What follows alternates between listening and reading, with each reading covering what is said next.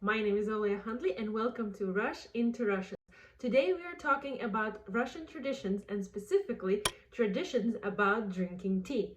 Did you know that actually Russians like drinking tea more than vodka? I know, crazy, right?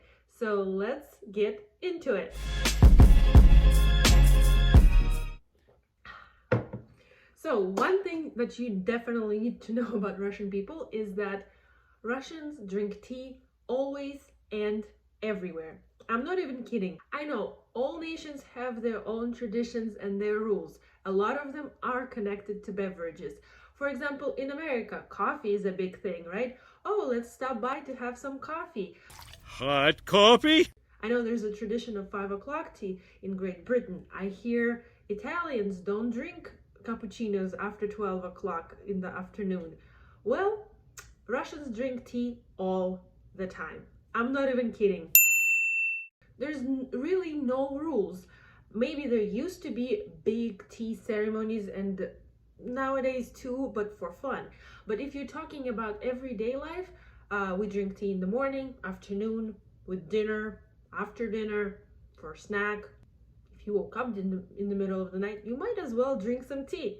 So yes, we drink tea all the time.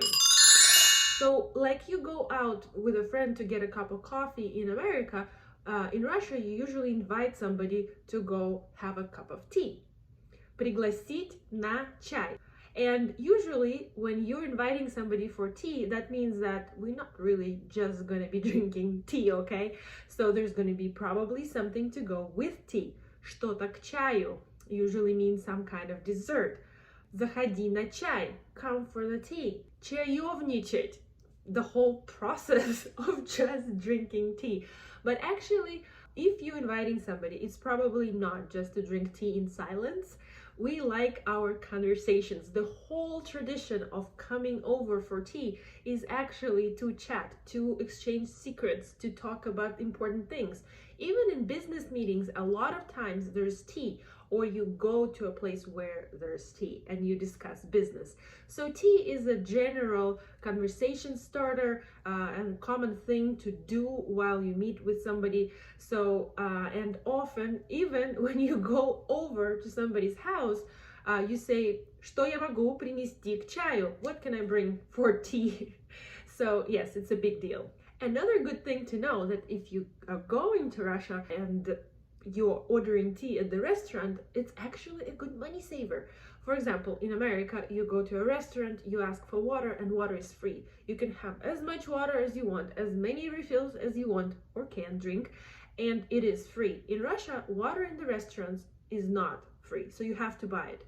So instead of paying for water, what you can do is you can order a pot of tea and ask for refills of water inside the teapot.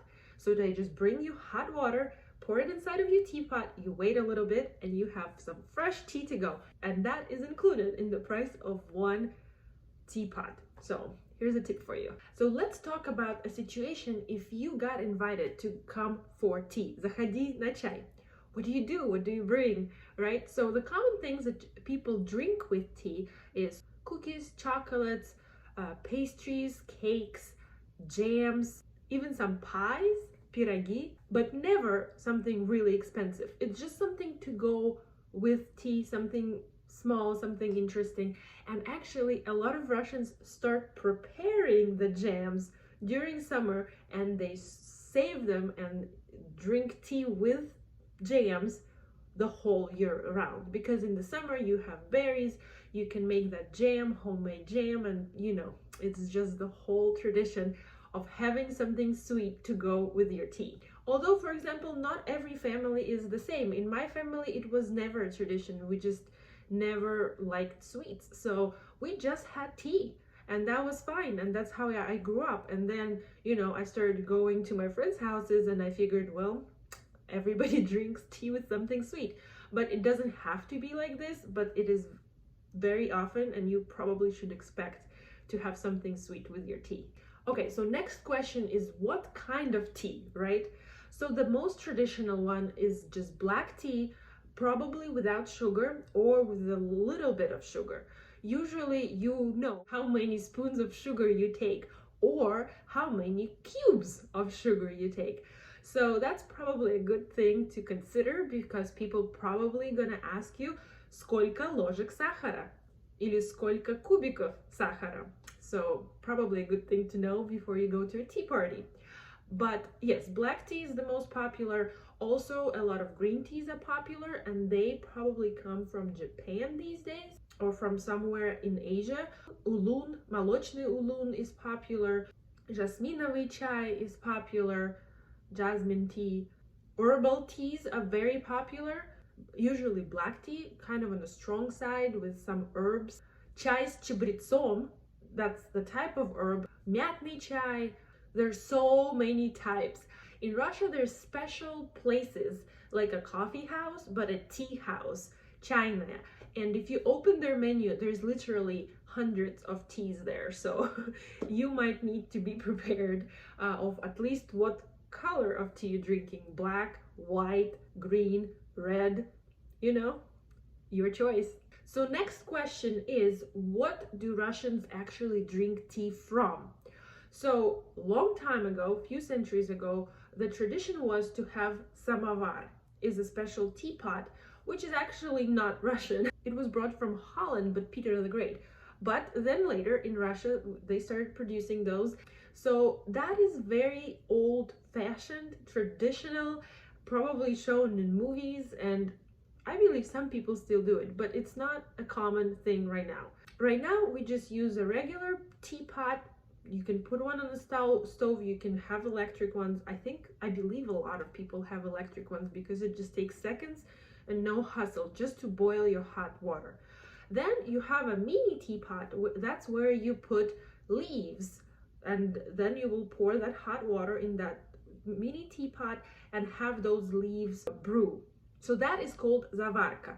The really strong tea made with leaves that you pour a little bit in your teacup and then add more hot water depending on how strong you want your tea. Some people just put zavarka in, some people use hot water, some people put hot and cold water. It really depends on your preferences. And then you use just regular cups, you know, everyday regular cups. But if you have some kind of event or you hosting a big party, nowadays what people use is porcelain.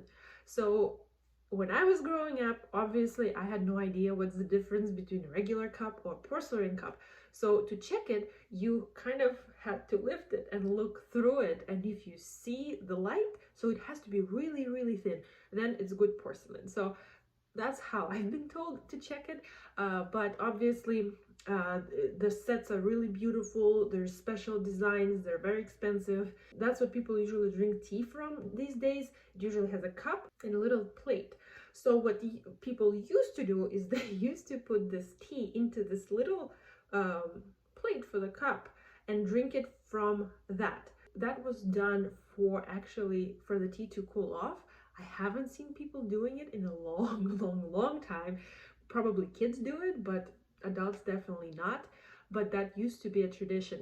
In Soviet era, they just used glasses and had a special metal holder for those glasses, which is called подстаканник. Nowadays, we usually don't use those at home, but if you take a train ride and you ask for tea on a train, they will bring you стакан и подстаканник. That is traditional, and that is actually really sweet to do that when you're taking a train ride across Russia. The next point that I want to make about drinking tea in Russia is very special, because actually tea is considered to be a magic drink. I'm not even kidding. Tea is a magic drink in Russia, because if you're sick with anything, tea is probably going to cure you. I'm not even kidding. If you have a stomach ache, should be drinking tea. If you have a sore throat, tea will definitely help. Add some lemon and honey in it. If you have a headache, yep, drink some tea. If you have a fever, raspberry jam mixed with tea will help you 100%. You can ask any babushka about this fact. They know. Russians really like their herbs in their tea. Some of them actually pick the herbs and dry them to put it in their tea in the winter when there's no fresh herbs. That could be mint, lemon balm, rose bay berries. anything you can think of. And of course, those herbs will treat you from many, many, many illnesses. Another old wives' tale, or however you want to tell it, is that tea helps you when you had a big meal. You just need to digest it. And what do? You drink tea. Honestly, I feel like that helps me, but it might be psychosomatic. But the most important fact that I actually, not jokingly, think is very useful for your health, that if you're making yourself a cup of tea and leisurely sipping on it, it actually gives you a break. You can kind of shut down and think about nothing and relax, and that is probably really good for your health. So if nothing else, just taking a breather, enjoying yourself, and breathing, relaxing and calming down will probably help you with at least some everyday stress, right? And the last thing that I want to mention about drinking tea is that actually Russian people are very hospitable, and if they're inviting you for tea, that makes their building a connection with you. You're becoming their friend, and it's a big deal. So don't just say, I hate tea, I'm not gonna drink it. It's not about drinking tea, it's about talking, communication, building a relationship, and having fun. So don't just reject it because you hate tea. Maybe you like the conversation with it. So I hope that was useful to you guys. Let me know, what kind of tea do you like? Do you drink tea? Do you drink coffee? What is your drink of choice? And if you were made to drink tea with a Russian, what would you choose as your dessert? All right, I hope everybody's having a great day, enjoying their tea, and I will see you in the next video. Bye-bye.